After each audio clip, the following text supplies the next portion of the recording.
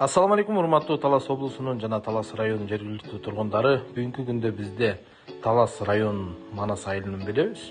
Манас айылынан Каныкей тойканасынын күн чыгышты көздөй баратканда тушма-туш жайгашкан повороттон болжолу менен 100 метр өйдөнүгөстү жылганда канал жээкте ушул кыштан салынган үй, навестер менен, огороддор менен сатка чыгып жатат. Бүгүнкү күндө экрандан алыстабаңыздар, мен сиздерге кененирээк тартып бермекчимин.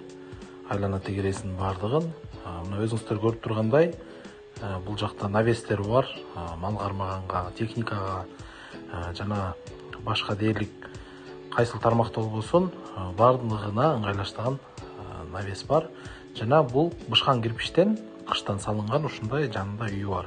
Мындайча айтсак, канал жээктеги үй фазенда десек да болот. Дегеле таза абанын бул орунда жайгашкан ушул там алдындагы участоктор менен, кенен участогу менен сатка чыгып жатат бүгүнкү күндө. Участоктун тамдын ээсинин номери экранда жайгаштырылган 703-10-0007 номеринде чалып, баасы 2.200.000 сом дейт. Сүйлөшүп, эгер жаккан болсо сөзсүз түрдө алсаңыздар болот. Мына өзүңүздөргө дрон менен кененирээк тартып чагылдырып берип атам. Мына канал жээктен жолдон ушундай караганда кайсыл участок десеңиздер, мына мен сиздерге указывать этип атам. Ушул участок түзмө-түз ушул үйгө тиешеси бар. Мында бир ирет мен сиздерге тартып көрсөтө кетейин. Мына тегерегин бардыгы ушундай отметка менен турулган ушул участок. Мына туугандар, участоктон бери болжолу менен 50 метр басканда, 50 метр деле чыкпайт, 30 метр.